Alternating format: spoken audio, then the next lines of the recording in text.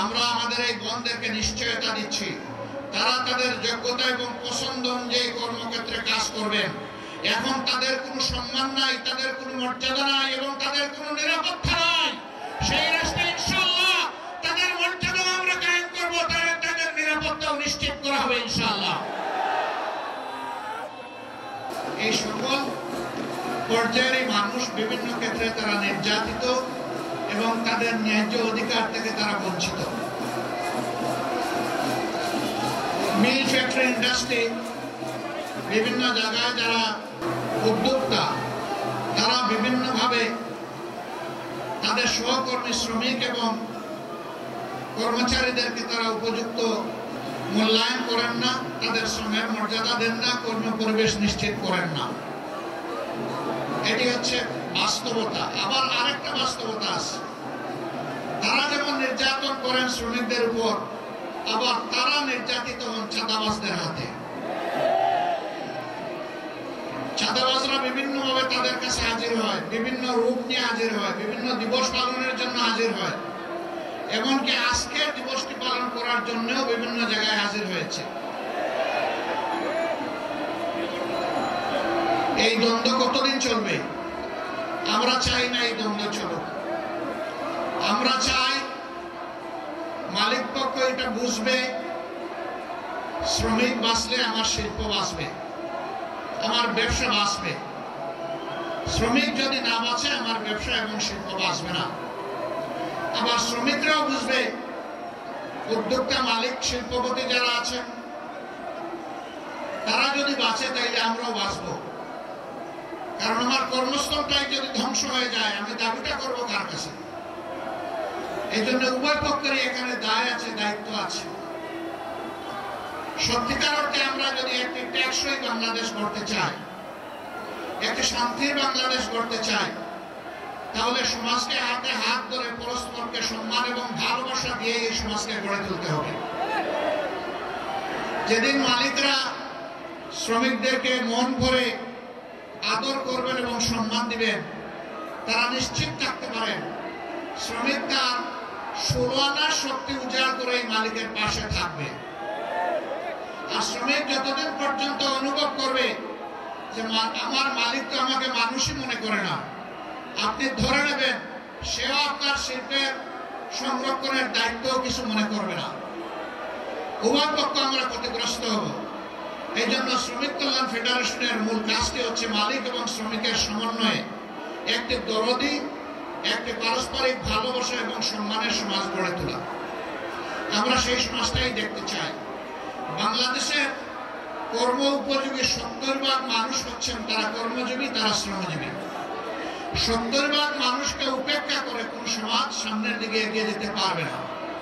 তবে এই যে কাঙ্ক্ষিত সমাজ আমরা যেটা চাই, যে সকলের সমন্বয় সহযোগিতায় পারস্পরিক বোঝাপড়ায় সম্মান এবং ভালোবাসার ভিত্তিতে আমরা একটা টেকসই সমাজ গড়ব, সেই সমাজ আল্লাহর কসম, আল্লাহর আইন ছাড়া কোনো কিছু দিয়ে গড়া সম্ভব নয়। এটা দুনিয়ার প্রমাণিত সত্য। 150 বছর আগের এই দিনকে আজকে আমরা গভীর শ্রদ্ধা পালন করছি, কিন্তু এই দিন পালন তো আমাদের বন্ধ হচ্ছে না। শ্রমিকদের কোথাও কোথাও অথবা অধিকাংশ জায়গায় হয়তো 8 ঘন্টার কর্মঘণ্টা আছে, কিন্তু 8 ঘন্টায় তাদের হাতে যে স্যালারি, যে বেতন, যে ভাতা তুলে দেওয়া হয়, এ দিয়ে তার নুন আনতে পান্তাও ফুরায় না, এইটুকু সারতে পারে না। তাই বাধ্য হয়ে এক জায়গায় করে 8 ঘন্টা কাজ, আরেক জায়গায় গিয়ে করে 8 ঘন্টা কাজ। সে তো মেশিন নয় রে ভাই, সে তো একটা মানুষ, তারও একটা শরীর আমার মতো আছে, তারও কাজের চাপে ক্লান্তি আসে, তারও বিশ্রামের প্রয়োজন হয়, তারও পরিবারকে সময় দিতে হয়, কিন্তু তাদের জীবনটা অনেকটা অমানবিক জীবন। আমরা এই অমানবিক জীবনের অবসান ঘটাতে চাই এবং এই অমানবিক জীবনের অবসান তখনই ঘটবে যখন সত্যিকারে আমরা সবাই মিলে মানুষকে মানুষ হিসেবে গণ্য করব এবং সম্মান দেব।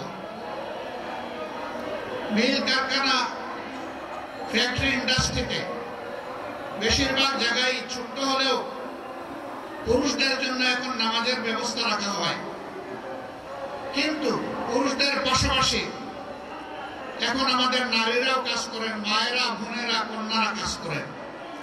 তাদের জন্য ওই ধরনের নামাজের কোনো ব্যবস্থা রাখা হয় না। তারাও তো নামাজ পড়তে চায়। যারা নামাজ পড়তে চায় তাদেরকে আমি মালিক পক্ষের কাছে বিনীত অনুরোধ করব, মেহরবানি করে তাদের ইবাদত পালনের আপনারা অংশীদার হন, এই সম্মানটুকু দেখান, তাদেরকে উপযুক্ত জায়গা তৈরি করে দেন। তারা যেন স্বাচ্ছন্দ্যে সেখানে গিয়ে ওয়াক্তের নামাজটা প্রশান্তির সাথে আদায় করতে পারে। চুপে নয়, করিডোরে নয়, ফাঁকের মধ্যে দাঁড়ায় নয়, বরঞ্চ নামাজের জায়গায় গিয়েই যেন তারা নামাজটা আদায় করতে পারে। শ্রমিকদের প্রতি আমার একটু ভালোবাসা, অন্যরকম অনুভূতি আছে। আমি বিশ্বাস করি, অন্তর থেকে বিশ্বাস করি, শ্রমিকরা রক্ত পানি করা, ঘাম জড়িয়ে যে অর্থ জোগাড় করে এটা হালাল। সুতরাং তাদের গায়ের ঘামটা আমার কাছে আতরের মতো।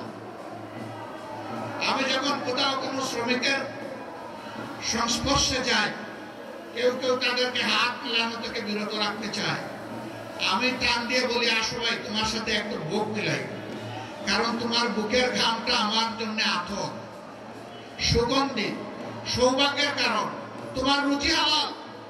আল্লাহর হাবিব বলেছেন, ওই সমস্ত গরিব, দুঃখী, মেহনতি মানুষ সচ্ছল মানুষদের চাইতে 500 বছর আগে আল্লাহর জান্নাতে প্রবেশ করবে। আমি কেন তাদেরকে সম্মান করব না, কেন শ্রদ্ধা করব না, কেন ভালোবাসবো না? অবশ্যই আমাদেরকে ভালোবাসতে হবে। কাজেই শ্রমিকদেরকে আমরা কিভাবে মূল্যায়ন করি, এই বিষয়টা আজকের স্টেজে একটা তার প্রতিচ্ছবি। আলহামদুলিল্লাহ, আমরা আসলে মানুষের মধ্যে কোনো বৈষম্য দেখতে চাই না, এবং মানুষকে তার কর্ম, শ্রম কিংবা শিক্ষা অথবা পেশাগত জীবন দিয়ে আমরা বিবেচনা করতে চাই না। মানুষ আশরাফুল মখলুকাত। দল, ধর্মের ঊর্ধ্বে উঠে আমরা মানুষকে সম্মান জানাতে চাই, এবং এরকমই একটা বাংলাদেশ গড়তে চাই। সেই বাংলাদেশটা আল্লাহর কোরআনের ভিত্তিতে সম্ভব, রাসূল মুহাম্মদ সাল্লাল্লাহু আলাইহি সাল্লামের মাদানী শাসন ব্যবস্থার মাধ্যমে সম্ভব। বাংলাদেশ জামাতে ইসলামী এই সম্মান এবং শান্তির শাসন ব্যবস্থা কায়েম করার জন্য লড়াই করে যাচ্ছে। এই লড়াইয়ে আপনারা অংশীদার, গর্বিত অংশীদার। আপামর শ্রমিক জনতাকে এর সাথে সম্পৃক্ত করার এই লড়াই আপনাদেরকে অব্যাহত রাখতে হবে। শ্রমিক বোন এবং গৃহকর্মীদের উদ্দেশ্যে আমি একটা কথা বলতে চাই, আমাদের প্রতিপক্ষ আমাদের বিরুদ্ধে অপবাদ ছড়ায়, জামাতে ইসলামী ক্ষমতায় গেলে মহিলাদের আর কোন কাজ করতে দেবে না, ঘর থেকে বের হতে দেবে না। আমরা আমাদের এই বোনদেরকে নিশ্চয়তা দিচ্ছি, তারা তাদের যোগ্যতা এবং পছন্দ অনুযায়ী কর্মক্ষেত্রে কাজ করবেন। এখন তাদের কোনো সম্মান নাই, তাদের কোনো মর্যাদা নাই, এবং তাদের কোনো নিরাপত্তা নাই। সেই রাষ্ট্রে ইনশাআল্লাহ তাদের মর্যাদা আমরা কায়েম করব, তাদের নিরাপত্তাও নিশ্চিত করা হবে ইনশাআল্লাহ। নারী পুরুষ সকলে মিলে এই স্ব কর্মক্ষেত্রে দেশের উন্নয়নে, দেশের স্থিতিশীলতায়, গতিশীলতায় আমরা সবাই মিলে ইনশাআল্লাহ অবদান রাখবো। সেই সাম্যের সোনার বাংলাদেশ গড়ার সংগ্রাম সেই দিনই আমাদের থামবে, যেদিন মানুষের ঘরে ঘরে সুখ, শান্তি এবং মর্যাদা পৌঁছে যাবে। আল্লাহ রাব্বুল আলামিন সেই বাংলাদেশ গড়ার পথে, কোরআনের শাসন কায়েম করার পথে আমাদের সকলকে হাতে হাত মিলিয়ে, কাঁধে কাঁধ মিলিয়ে আমাদেরকে কাজ করার তৌফিক দান করুন।